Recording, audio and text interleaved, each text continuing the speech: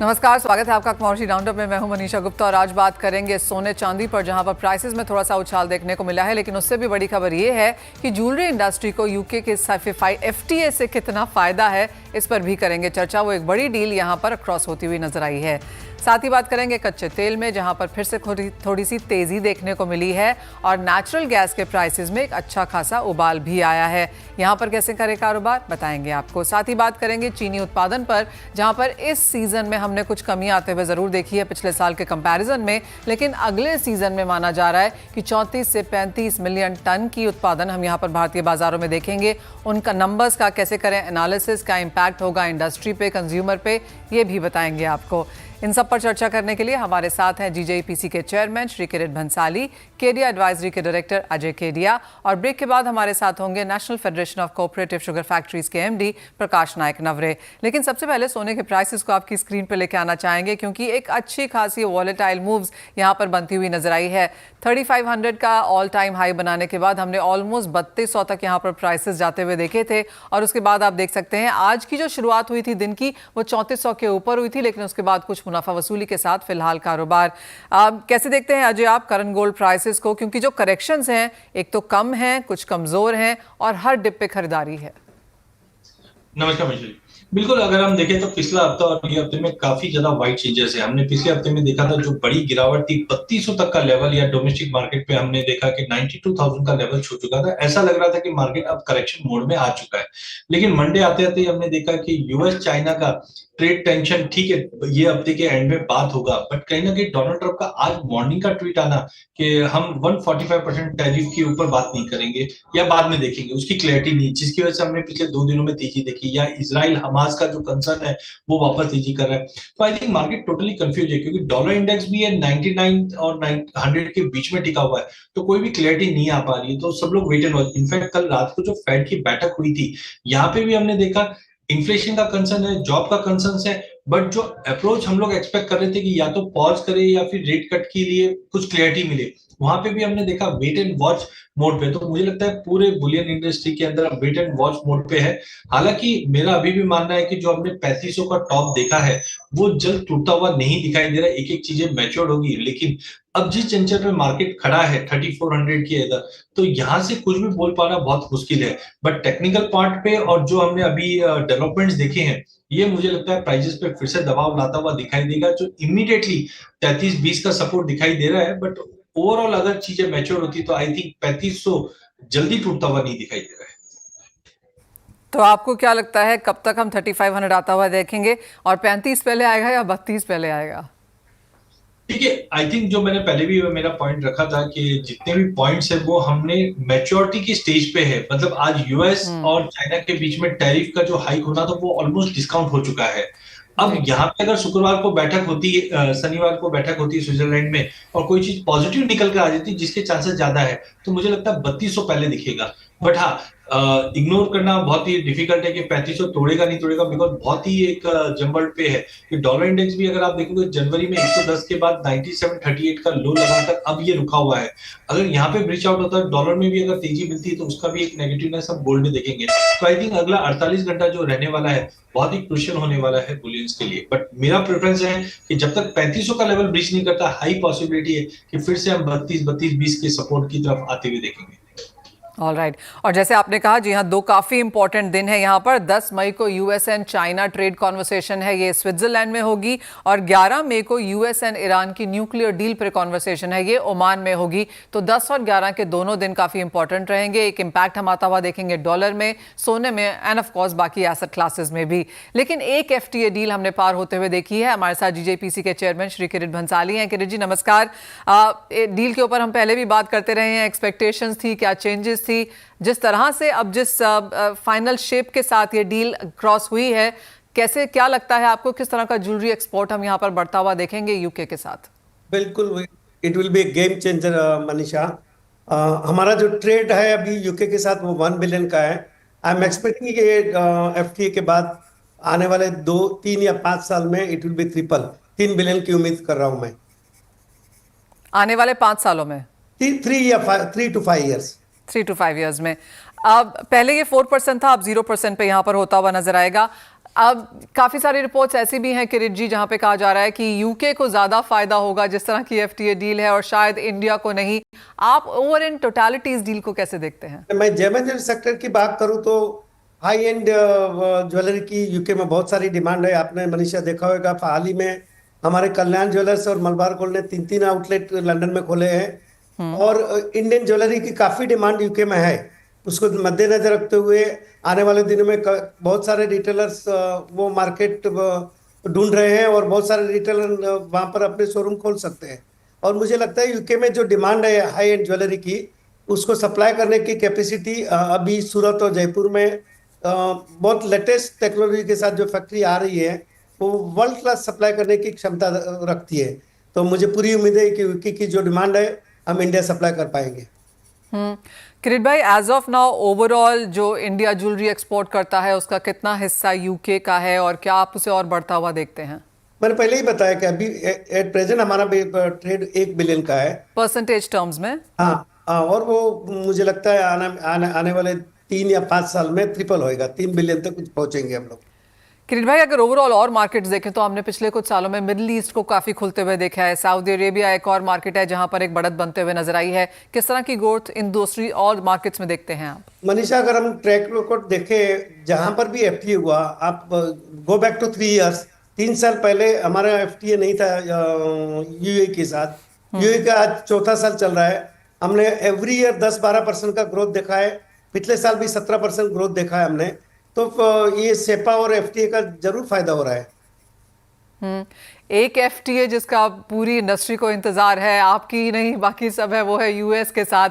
वो भी हम बार बार सुनते रहते हैं किरीट भाई की कॉन्वर्सेशंस बहुत आगे बढ़ चुकी हैं और बहुत जल्दी खत्म होंगी। अब खबरों में है कि पीयूष गोयल जी यहाँ पर अगले हफ्ते वीकेंड तक यहाँ पर यूएस जाएंगे इसको शायद क्लोज करने के लिए। यहाँ पर आपका किस तरह का रिप्रेजेंटेशन है? बिल्कुल, मैं आई वाज फॉर्चुनेट, जो डेलीगेशन लेके गए यूके में गए थे एफटीए के लिए, वो डेलीगेशन का मैं पार्ट था पीयूष भाई के साथ। और वहां पर भी हमारी बात हुई।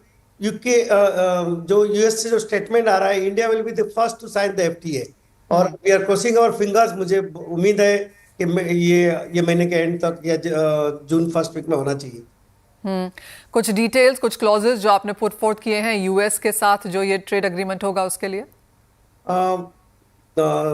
मिनिस्ट्री ये डिस्क्लोज नहीं करती है, आपको मालूम है मनीषा, मगर जो बात हमारी मिनिस्ट्री से हो रही है और जो फीडबैक हमारे से वो ले रहे हैं एज ए जीजीपीसी, बार बार उन्होंने बताया कि हमारे सेक्टर को जरूर फायदा होगा। किरीट भाई, अगर पिछले 2 साल देखें तो एक्सपोर्ट के नंबर्स कोई बहुत स्ट्रॉन्ग ग्रोथ वहां पर आते हुए नहीं देखी, बट गिवन द फैक्ट हमने दूसरी मार्केट्स यहां पर खुलते हुए देखी हैं। अगर 2025 एज अ कैलेंडर ईयर देखें तो यहाँ पर भी फर्स्ट क्वार्टर टैरिफ्स के साथ जूझने में निकल गया। बाकी के 3 क्वार्टर्स कैलेंडर ईयर के हिसाब से कैसे देखते हैं आप? नहीं, जैसे अभी यूके का एफटीए हुआ, अगर यूएस का हो रहा है तो मुझे रिकवरी दिख रही है। यूएस में डिमांड है और मुझे पूरी उम्मीद है कि हमारा एफटीए होएगा यूएस के साथ। और अभी हम Manisha, you are aware that सितंबर में हम पहला इंटरनेशनल शो करने जा रहे हैं सऊदी में, जेद्दा में जी। तो we are exploring new market. पिछले साल मैंने लैटिन अमेरिका ट्रैवल किया था, वहां पर भी हमने कॉमर्स मिनिस्टर साहब को बताया कि बहुत अच्छी मार्केट है, पर कैपिटल इनकम बहुत अच्छी है, वहां पर भी एफटीए होना चाहिए। उस पर भी कॉमर्स मिनिस्ट्री प्रयास कर रही है। किरीट भाई, आप कहेंगे बायलैटरल्स और मल्टीलैटरल्स ट्रेड का जमाना खत्म हो चुका है, एफटीएस की और बायलैटरल की अब यहाँ पर बात है? बिल्कुल, उससे फायदा है दोनों कंट्री को। बिल्कुल। किरीट भाई, एक फाइनल सवाल यहाँ पर गोल्ड प्राइसेस पे भी लेना चाहेंगे और काफी उठापटक यहाँ पर है, आप इसे कैसे रिएक्ट करते हैं? और जिस तरह से डायमंड सेल्स में हमने बढ़त आते हुए देखी है, क्या वो आपको सस्टेनेबल लगती है? Sorry Manisha, repeat your question again. हाँ जी किरीट भाई, मैं आपसे पूछ रही थी first of all gold prices को लेके आपका क्या व्यू है? गोल्ड प्राइस तो मुझे लगता है कि गिरावट की उम्मीद बहुत कम है। ऊपर 3600 तक जा सकता है, 3600 तक। और डायमंड सेल्स को लेकर आप क्या कहेंगे, क्योंकि यहाँ पर भी हमने नेचुरल्स की जो सेल्स है, जो नंबर्स है, बेटर होते हुए देखे हैं। अप्रैल का डेटा अगर आपके पास आया होगा तो in spite of this tariff 4% का ग्रोथ है, 4%। डोमेस्टिक भी अच्छी डिमांड है। और आपको लगता है ये सस्टेनेबल है, ये ग्रोथ? सस्टेनेबल है। All eyes are on US FTA. Absolutely, हमें भी उसी का इंतजार है। किरण भाई एज ऑलवेज बहुत शुक्रिया साथ जुड़ने के लिए, और एक्सपेक्टेशंस की किस तरह के नंबर्स यहाँ पर बनते हुए नजर आ सकते हैं इन एफटीएस के मध्य, वो शेयर करने के लिए बहुत शुक्रिया आपके समय का। वेल, ये तो बात हुई सोने और चांदी की, और ऑफकोर्स किस तरह के एक्सपोर्ट्स ज्वेलरी के तौर पर हम यहाँ पर आता हुआ देख सकते हैं, जहाँ पर नंबर स्ट्रांग हैं, मार्केट का सेंटिमेंट भी अच्छा है। यूके के साथ एफटीए होने के बाद अब बाकी कंट्रीज के ऊपर यहाँ पर नजर है, नई मार्केट्स की शोध भी यहाँ पर की जा रही है। अजय, आपके पास मेटल्स पे बात करना आना चाहूंगी, क्योंकि ऑल टाइम हाईज कॉपर के हमने इस साल में बनते हुए देखे थे, उसके बाद मुनाफा वसूली है, काफी वॉलेटाइल ये मार्केट्स रही हैं। अगर हम फर्स्ट क्वार्टर देखें, if April is anything to go by, कैसे देखते हैं आप ये वाला क्वार्टर जहां पर एफटीएस की बात है, और जैसे आपने पहले भी कहा गोल्ड के संदर्भ में कि शायद सब कुछ मैच्योरिटी पे फैक्टर इन हो चुका है? देखिए, मेटल में मुझे लगता है कि अभी भी, मैं कल भी कोई एक रिपोर्ट पढ़ रहा था जहां पे अभी भी माना जा रहा है कि 10,500 तक के भी लेवल हम देख पाएंगे। और एक चीज है, जब इकोनॉमी को अगर आपको रिव्यू करना है या इंप्रूवमेंट में आना है, तो मेटल आज हमने वेदांता से अग्रवाल जी का भी स्टेटमेंट देखा कि copper is a new gold, तो वी कांट इग्नोर कॉपर। तो आई थिंक जो वर्स्ट आना था कि यूएस ने काफी ज्यादा इंपोर्ट्स कर लिए और टैरिफ का डर था, उसकी वजह से हमने 800 का लेवल देखा था। तो आई थिंक जो वर्स्ट इज बिहाइंड अस, वो कंप्लीट हो चुका है। कहीं ना कहीं एक स्टेबिलिटी आते हुए दिखाई देगी। और साथ में हमने देखा चाइना में अब टैरिफ से कैसे डील करना है वो उन्होंने देख लिया है, बना लिया है, और स्टिमुलस लेके आ रहे हैं। तो कहीं ना कहीं मुझे लगता है कि एक सैटरडे क्या आता है वो एक पॉजिटिव है। सेकेंडली, चाइना ठीक है पिछले 2 साल से कोशिश कर रहा है कि स्टिमुलस देके इकोनॉमी को हम बढ़ाए, बट कहीं ना कहीं वो एंड होता हुआ दिखाई देगा। तो आई थिंक ऑलरेडी बॉटम पे है प्राइजेस, एंड अगले क्वार्टर, अगर ये पूरे क्वार्टर की अगर मैं बात करूं, तो आई थिंक ये रेंज जो रहेगा वो पॉजिटिव साइड ही रहेगा। वी कैन सी, अगर हम M6 के पॉइंट ऑफ व्यू से देखें, तो आई डोंट थिंक प्राइसेस 820 825 के नीचे अब जाता हुआ दिखाई दे रहा है। हायर साइड पे धीरे धीरे डिमांड इंप्रूवमेंट होती है। तो एज ऑफ नाउ कंसर्न है ग्रोथ को लेकर, बट फिर भी मुझे लगता है 880 890, या इंटरनेशनल में बात करें तो हम 9850 तक का लेवल दिखा दे, बट स्लाइटली जून के बाद ज्यादा क्लियरिटी मिलेगी हाउ इकोनॉमी इज इंप्रूविंग। वहीं हमने अभी एल्यूमिनियम में एक अच्छा फॉल देखा है, बट आई थिंक सभी मेटल्स के अंदर एक बॉटम ये क्वार्टर में बन जाएगा और धीरे धीरे पॉजिटिविटी दिखाएगा। लेकिन ये सब डिपेंड करेगा यूएस चाइना का जो ये सैटरडे वाली जो बैठक है, इसमें क्या निकल कर आता है। एब्सोल्युटली। और उन बैठक के पहले हमने कच्चे तेल में एक हल्का सा तेजी आते हुए देखी है, यूएस इन्वेंट्रीज में गिरावट है जो भी शायद क्रूड ने इन लिया है, और डॉलर इंडेक्स वापस 100 के नीचे कारोबार कर रहा है। क्रूड प्राइसेस में 60 बिलो 60 एक नॉर्म बनता हुआ नजर आ रहा है। यहाँ से आपको क्या लगता है कहाँ जा रहे हैं prices? Frankly I doubt, because देखिए 2025 जब से स्टार्ट हुआ ये चीज तो क्लियर थी, मार्केट में इस बार ओवर सप्लाई रहेगा। और सेकेंडली हमने जो ग्रोथ के कंसर्न है, चाहे आईईए, ईआईए, IMF है, सभी ने क्लियरिटी किया है कि इस बार ग्रोथ के जो ग्रोथ रेट है वो कम रहने वाली है। तो जिसका एक चीज तो पक्का है, कच्चा तेल ज्यादा नहीं बढ़ेगा। वहीं दूसरी ओर अगर हम देखें, 60 के नीचे ब्रेंट टिकना भी नहीं है। हमने ये साल के अंदर ही 2 बार ऐसा देखा है कि प्राइसेस 60 के नीचे गए जरूर है, बट सस्टेन नहीं किया। रिसेंट डेटा है कि यूएस में जितने भी एनर्जी कंपनीज है, इनके रिग काउंट्स में कंटिन्यू गिरावट आ रही है, जो दर्शाता है कि लोअर प्राइस के चलते प्रॉफिटेबिलिटी नहीं दिखाई दे रही है।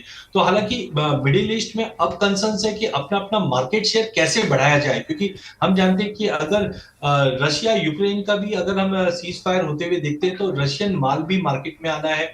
वहीं संडे को हम देखेंगे ईरान का भी अगर ये डील हो जाता है तो उसका भी माल आएगा। यूएस भी कोशिश कर रहा है कि सप्लाई हम मार्केट में लेके आए। तो आई थिंक सप्लाई पर्याप्त रहेगी, लेकिन प्राइसेस को बार बार में जो ट्रिगर करेगा 2 फैक्टर है। पहला कि कोई भी जियोपॉलिटिकली अगर कुछ इवेंट होता है वो प्राइसेस को बार बार में सपोर्ट कर रहा है। दूसरा है कि लोअर कॉस्ट पे ये सस्टेनेबिलिटी नहीं दिखाई देगा। हालांकि मुझे लगता है मई और जून मंथ मेंटेनेंस को लेकर काफी इंपॉर्टेंट है, क्योंकि अब हरिकेन सीजन स्टार्ट हो चुका है और पिछले साल के मुकाबले इस बार हरिकेन ज्यादा काउंट में रहेंगे, जिसकी वजह से अभी हम देख रहे हैं कि मेंटेनेंस के लिए यूएस है, यूरोप है, ये अभी से काम कर रहे हैं। तो आई थिंक कोई बड़ा फॉल बैक नहीं दिख रहा है।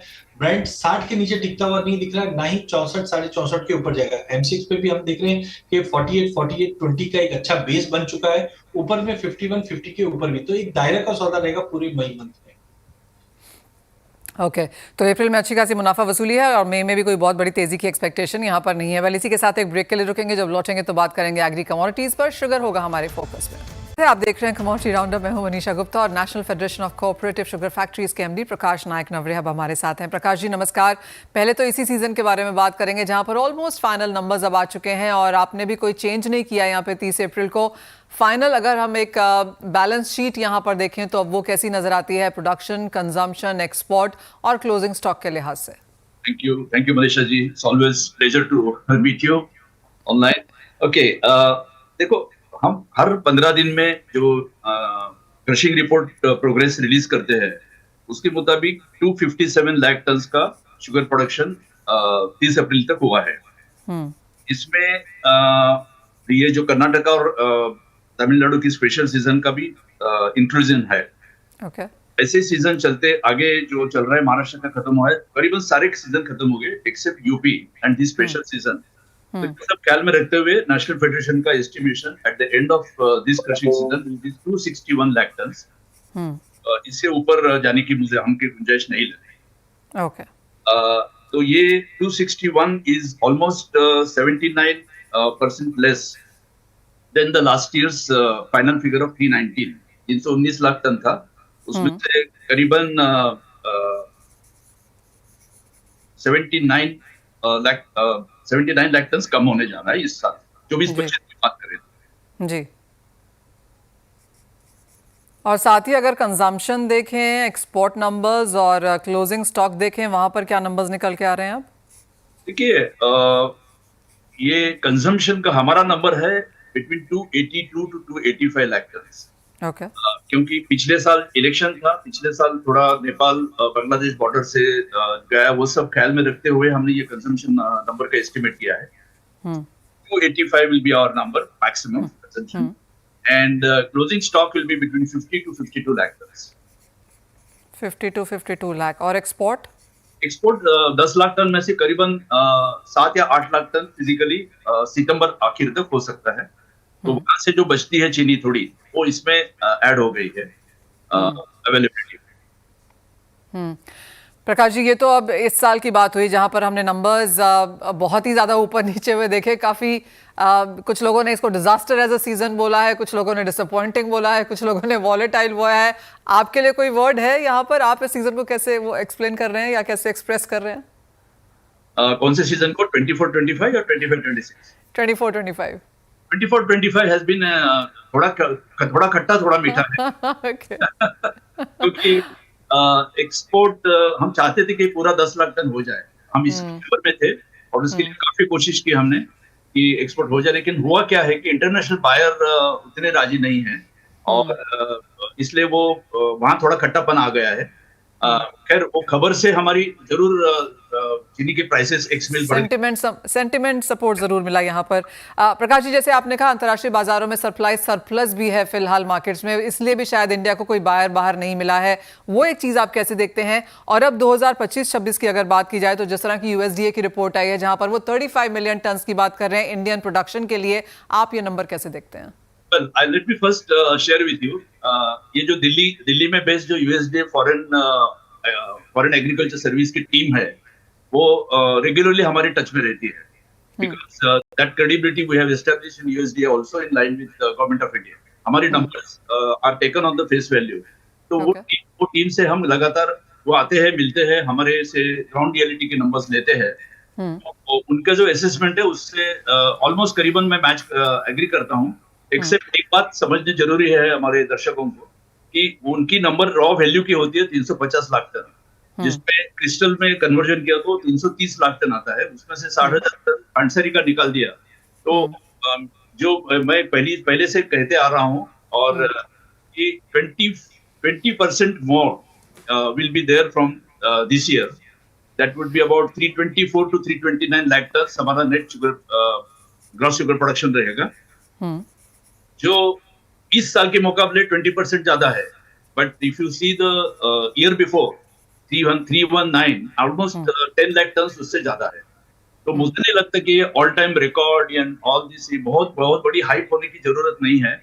बहुत ज्यादा उत्पादन नहीं होने वाला है, क्योंकि हम ग्राउंड से टच है। ग्राउंड में क्या हो रहा है वो भी मैं आगे चल के आपसे शेयर करते रहूंगा अगले सवाल। एथनॉल डाइवर्जन कितना देखते हैं आप अगले साल के लिहाज से? इस साल तो हमारे अंदाज से 32 लाख टन डाइवर्शन हो जाएगा, लेकिन अगले साल गवर्नमेंट की, क्योंकि वो जो टारगेट है हमारा 20% अचीव करने का, वो ख्याल में रखते हुए, और ग्रेन का भी जो कंट्रीब्यूशन है वो सारा ख्याल में रखते हुए हम देखते हैं कि 40 लाख टन अगले साल इथेनॉल में जा सकता है, from 32 this year to 40 lakh ton next year. अगर अगले साल का मैथ्स देखें, अब इस साल की हम बात कर चुके हैं, अगर 25-26 यहाँ पर देखें, अगर हम 32-33 जैसे आप ऑलमोस्ट कह रहे हैं कि एक प्रोडक्शन देखने को मिल सकता है, 40 लाख टन इसमें एथेनॉल है, कंजम्पशन आप कैसे देखेंगे और आपको लगता है कि अगले साल का क्लोजिंग इस साल के क्लोजिंग से हायर होगा?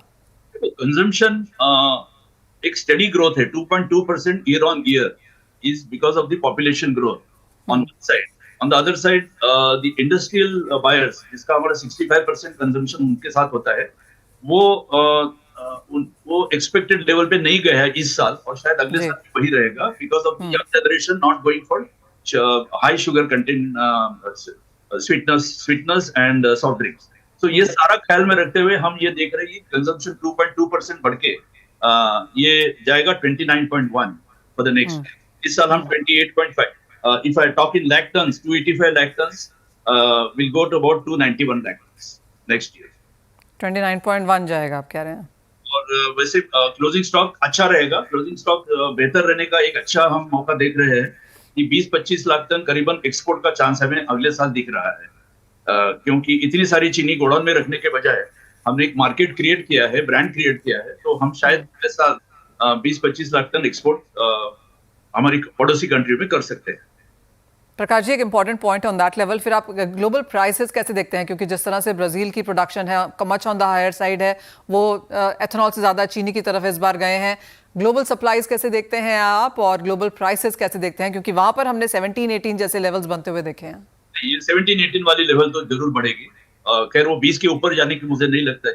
18 सेंट्स पर pound is what I expect. And number 2, एक ख्याल में रखना चाहिए कि ब्राजील हो, थाईलैंड हो, इनकी चीनी आती है कहाँ? बहुत दूरी से आती है. 30-40-50 दिन की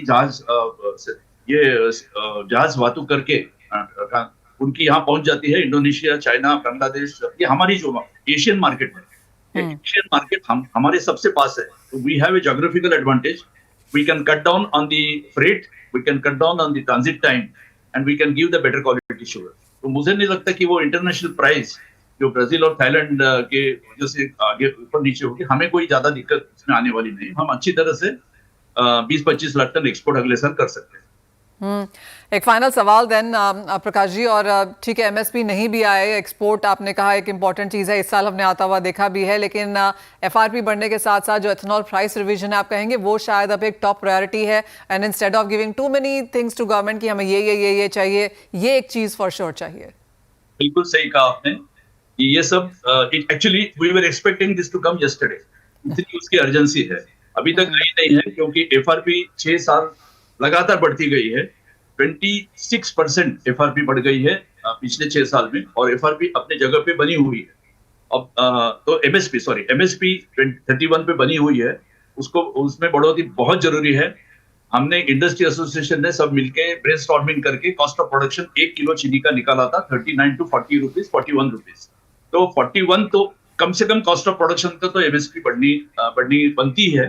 सो far as ethanol prices are concern 2 साल हो गए हमारी जो जूस एंड सिरप से बनी हुई या बी हेवी से बनी हुई इथेनॉल की प्राइसेस बढ़ी नहीं है. तो वहां भी हम होप आफ्टर होप करके करे हैं कि यहाँ भी इथेनॉल की प्राइसेस में बढ़ोतरी इस साल होनी चाहिए और होने की गुंजाइश मुझे लग रही है. चलिए, होप पे कायम है हम और आशा यही है, जैसे आपने कहा कि यस्टरडे आना चाहिए था, लेकिन अगर टुमारो भी आए तो कोई बात नहीं है, लेकिन आ जाए बहुत जितनी जल्दी उतना यहाँ पर अच्छा है कि हम जिस तरह से एफआरपी में बढ़त है उस तरह का एक व्यूड अगर हम शुगर में और एथेनॉल में भी आता हुआ देखें तो ऑफकोर्स इंडस्ट्री की उसकी चाह भी है. वेल, बहुत शुक्रिया प्रकाश जी साथ जुड़ने के लिए. जाते जाते एक अजय से सवाल लेना चाहेंगे एग्रीकल्चर कमोडिटीज़ पे. अजय, जिस तरह की बिन मौसम बरसातें हुई हैं पिछले कुछ दिनों में, normal monsoon, above normal monsoon से पहले जिस तरह के हालात हैं, क्या एग्री पे कोई इम्पैक्ट है? क्या कोई ट्रेड वहां पर आप बनता हुआ देखते हैं?